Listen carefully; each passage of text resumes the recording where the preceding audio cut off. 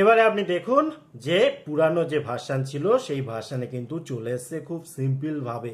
বড় সমস্যা হচ্ছে এটা একদম কল ডায়ালারটা চেঞ্জ হয়ে গিয়েছে, আমাদের বুঝতে খুবই অসুবিধা হচ্ছে, ইন্টারফেস সব চেঞ্জ হয়ে গিয়েছে, কিন্তু চিন্তার কোনো কারণ নেই। এখানে দেখুন আমি নিজেই এটা কিন্তু চেঞ্জ করে নিয়েছি। দেখুন খুব সিম্পল এবং আগের মতো ইন্টারফেস রয়েছে, এবং এটা যদি আপনি করতে চান তাহলে দেখুন কিভাবে করতে হবে। জাস্ট এই ফোনটাতে যেহেতু আমি দেখালাম যে কিভাবে করতে হবে, মানে আমি নিজে করেছি তো এই ফোনটাতে, এবারে দেখিয়ে দেবো যে এই ফোনটাতে কিভাবে করবেন। দেখুন আর একবার আমি ডায়াল করে দেখাচ্ছি, এরকমটা শো করছে এবং আপনি লাইভ দেখুন কিভাবে করতে হবে।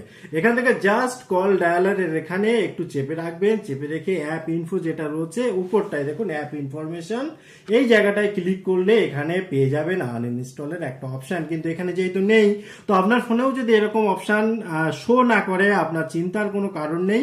আপনি এখান থেকে বাইরে চলে আসুন, আপনি গুগল প্লে স্টোরে চলে যান এবং এখানে সার্চ করে দিন, এখানে যে সার্চ বার রয়েছে যে কল ডায়ালার, এবং এখান থেকে দেখুন অনেক রকম অপশন রয়েছে, আপনি খুঁজে বার করবেন ফোন বাই গুগল, এখানে গুগল এলএলসি যেটা লেখা আছে এখানে, ঠিক আছে, এই গুগল এলএলসির এখানে ক্লিক করবেন। এখানে দেখুন দুটো অপশন রয়েছে, এখানে এই যে আনইনস্টল কথাটা লেখা আছে আপনি চিন্তা কিছু করবেন না, জাস্ট এখানে আনইনস্টল করলে দেখুন কি লেখা আছে, যে আপডেটগুলো নতুন এসেছে সেই আপডেটগুলো আপনি নিতে চান না তার জন্য এটা আনইনস্টল করছেন, বাট ওভারঅল কিন্তু অ্যাপটা আপনি উড়িয়ে দিচ্ছেন না ফোন থেকে, ঠিক আছে। এবারে যখন তখন এসে এখানে কিন্তু আপডেট করে নিতে পারবেন আপনি, সেটা নিয়ে কোনো সমস্যা নেই।